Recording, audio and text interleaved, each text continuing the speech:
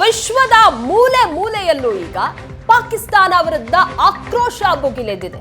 ಆಸ್ಟ್ರೇಲಿಯಾದಲ್ಲೂ ಸಹ ಪಾಕಿಸ್ತಾನ ವಿರುದ್ಧ ಜನ ಸಿಡಿದೆದ್ದಿದ್ದಾರೆ. ಆಸ್ಟ್ರೇಲಿಯಾದಲ್ಲಿರುವಂತಹ ಭಾರತೀಯರಿಂದ ಪ್ರತಿಭಟನೆ ಮಾಡಲಾಗ್ತಾ ಇದೆ.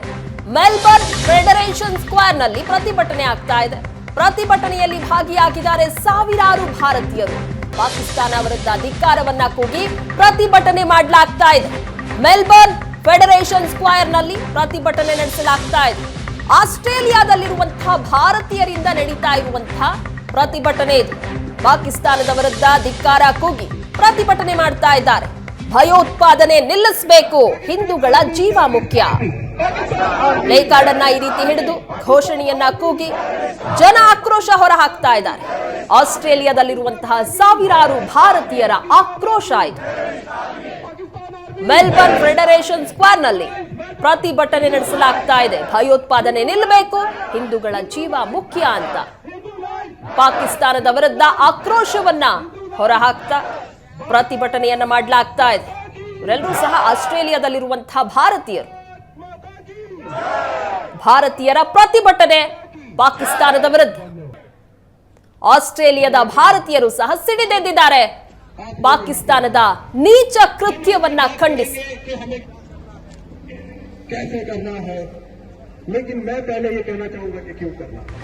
ಸದೃಶ್ಯದಲ್ಲಿ ನೋಡ್ತಾ ಇದ್ದೀರಾ, ಭಯೋತ್ಪಾದನೆ ನಿಲ್ಲಬೇಕು, ಹಿಂದೂಗಳ ಜೀವ ಮುಖ್ಯ ಅನ್ನುವಂತಹ ಪ್ಲೇ ಕಾರ್ಡ್ಗಳನ್ನ ಹಿಡಿದು ಪಾಕಿಸ್ತಾನದ ವಿರುದ್ಧ ಘೋಷಣೆಗಳನ್ನ ಕೂಗ್ತಾ ಪ್ರತಿಭಟನೆಯಲ್ಲಿ ಭಾಗಿಯಾಗಿದ್ದಾರೆ ಆಸ್ಟ್ರೇಲಿಯಾದಲ್ಲಿರುವಂತಹ ಭಾರತೀಯರು.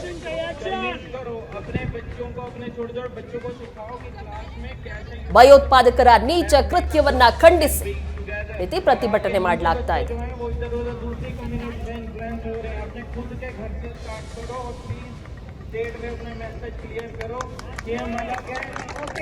ಈ ಬಗ್ಗೆ ಹೆಚ್ಚಿನ ಡೀಟೇಲ್ಸ್ ಕೊಡ್ತಾರೆ ನಮ್ಮ ಪ್ರತಿನಿಧಿ ಮಂಜು. ಈಗ ಆಸ್ಟ್ರೇಲಿಯಾದಲ್ಲಿರುವಂತಹ ಭಾರತೀಯರು ಸಹ ಸಿಡಿದೆದ್ದಿದ್ದಾರೆ ಭಯೋತ್ಪಾದಕರ ವಿರುದ್ಧವಾಗಿ. ಯಾವ ರೀತಿಯಾಗಿ ಪ್ರತಿಭಟನೆ ನಡೆಸ್ತಾ ಇದ್ದಾರೆ, ಅವರ ಆಗ್ರಹ ಏನು? ಪ್ರಗತಿ, ಭಾರತದಲ್ಲಿ ಅದರಲ್ಲೂ ಪೆಹಲ್ಗಾವ್ನಲ್ಲಿ ಕಾಶ್ಮೀರ ಕಣಿವೆಯಲ್ಲಿ ಏನು ಭಯೋತ್ಪಾದನೆ ಕೃತ್ಯ ನಡೆದಿದೆ, ಪೈಶಾಚಿಕ ಕೃತ್ಯ, ಅಮಾನವೀಯ ಕೃತ್ಯ, ಈ ಕೃತ್ಯಕ್ಕೆ ಇಡೀ ವಿಶ್ವವೇ ವಿರೋಧವನ್ನು ವ್ಯಕ್ತ ಮಾಡ್ತಾ ಇರುವಂತದ್ದು. ಪಾಕಿಸ್ತಾನ ವಿರುದ್ಧ ಈ ರೀತಿ ಕೃತ್ಯವನ್ನ ಮಾಡಬಾರದು ಅನ್ನುವಂತಹ ವಿರೋಧ ವ್ಯಕ್ತ ಆಗ್ತಾ ಇದೆ. ಅದರಲ್ಲೂ ಕೂಡ ಭಾರತದ ಪ್ರಧಾನಿಗಳಾದಂತಹ ನರೇಂದ್ರ ಮೋದಿ ಅವರು 16 ದೇಶಗಳ ಪ್ರಮುಖರೊಡನೆ ಈಗ ಆಲ್ರೆಡಿ ಚರ್ಚೆ ಮಾಡಿದ್ದಾರೆ. ಪ್ರಮುಖ ರಾಷ್ಟ್ರಗಳು ಕೂಡ ನಮ್ಮ ಬೆನ್ನಿಗೆ ನಿಂತಿರುವಂತದ್ದು. ಭಯೋತ್ಪಾದನೆಗೆ ನಿಗ್ರಹಕ್ಕೆ ನೀವು ಕಡಿವಾಣ ಹಾಕಲೇಬೇಕು ಅನ್ನುವಂತಹ ಅಭಯವನ್ನು ಕೂಡ ನಮ್ಮ ಅಂದ್ರೆ ನಮ್ಮ ಫ್ರೆಂಡ್ಸ್ ಕಂಟ್ರಿ ಅಂತ ನಾವೇನ್ ಹೇಳ್ತೀವಿ, ಎಲ್ಲರೂ ಕೂಡ ನಮ್ಮ ಬೆಂಬಲಕ್ಕೆ ನಿಂತಿರುವಂತದ್ದು. 16 ಜನರ ಜೊತೆ ಮಾತನಾಡಿದಂತ ಸಂದರ್ಭದಲ್ಲೂ ಪ್ರಧಾನಿಗಳು ಎಲ್ಲರ ಬೆಂಬಲವನ್ನು ವ್ಯಕ್ತಪಡಿಸಿದ್ದಾರೆ. ನೀವು ತೆಗೆದುಕೊಳ್ಳುವ ಕ್ರಮಕ್ಕೆ ನಮ್ಮ ಬೆಂಬಲ ಇದೆ, ಭಯೋತ್ಪಾದನೆ ವಿರುದ್ಧ ಅನ್ನುವಂತಹ ಬೆಂಬಲವನ್ನು ಸೂಚಿಸಿರುವಂತದ್ದು. ಅದರ ಜೊತೆಗೆ ಪ್ರಮುಖವಾಗಿ ಏನ್ ಗಲ್ಫ್ ಕಂಟ್ರೀಸ್ ಅಂತ ಏನ್ ಹೇಳ್ತೀವಿ, ಅವು ಕೂಡ ಬೆಂಬಲವನ್ನ ವ್ಯಕ್ತಪಡಿಸಿದ್ದಾರೆ. ಮುಸ್ಲಿಂ ರಾಷ್ಟ್ರಗಳಾಗಿದ್ರೂ ಕೂಡ ಭಯೋತ್ಪಾದನೆ ವಿರುದ್ಧ, ಪಾಕಿಸ್ತಾನದ ವಿರುದ್ಧ ಆಕ್ರೋಶವನ್ನು ವ್ಯಕ್ತಪಡಿಸಿದ್ದೇವೆ, ಭಾರತಕ್ಕೆ ಬೆಂಬಲ ಸೂಚಿಸಿವೆ. ಅದರ ಜೊತೆಯಲ್ಲಿ ಆಸ್ಟ್ರೇಲಿಯಾದ ಮೆಲ್ಬೋರ್ನಿಯಲ್ಲಿ ಭಾರತೀಯರು ಬೀದಿಗಿಳಿದು ಪ್ರತಿಭಟನೆ ಮಾಡ್ತಾ ಇರುವಂತದ್ದು ಇರ್ಬೋದು.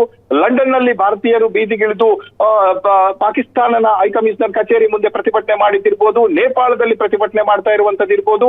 ಸೊ ಎಲ್ಲರೂ ಕೂಡ ಬೀದಿಗಿಳಿದು ಭಾರತೀಯರು ಎಲ್ಲೆಲ್ಲಿದ್ದಾರೆ ಅನ್ನುವಂತ ಜೊತೆಗೆ ಆ ರಾಷ್ಟ್ರಗಳವರು ಕೂಡ ಈವನ್ ಕಾರಣ ಏನು ಅಂತ ಅಂದ್ರೆ ನೇಪಾಳದಲ್ಲಿ ಈ ಘಟನೆಯಲ್ಲಿ ನೇಪಾಳಿ ಕೂಡ ಒಬ್ಬ ಪ್ರವಾಸಿಗ ಸಾವನ್ನಪ್ಪಿರುವಂತದ್ದು. ಈ ನಿಟ್ಟಿನಲ್ಲಿ ನೇಪಾಳದ ಜನರು ಕೂಡ ಪಾಕಿಸ್ತಾನದ ಪೈಶಾಚಿಕ ಕೃತ್ಯವನ್ನ ಖಂಡಿಸ್ತಾ ಇದ್ದಾರೆ, ಪ್ರತಿಭಟನೆ ಕೂಡ ಮಾಡ್ತಾ ಇದ್ದಾರೆ.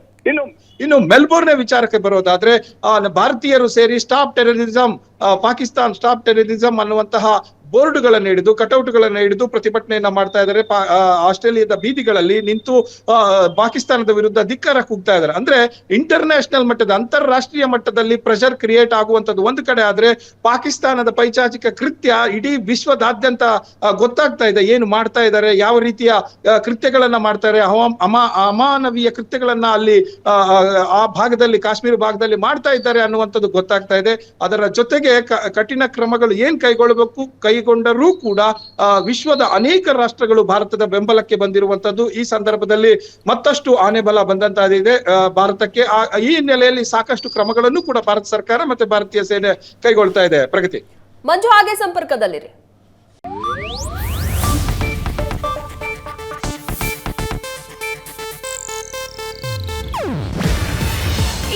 ಏಷ್ಯಾನೆಟ್ ನ್ಯೂಸ್ ನೆಟ್ವರ್ಕ್ ಪ್ರಸ್ತುತಿ. ನೀವು ನೋಡ್ತಿದ್ದೀರಾ ಏಷ್ಯಾನೆಟ್ ಸುವರ್ಣ ನ್ಯೂಸ್.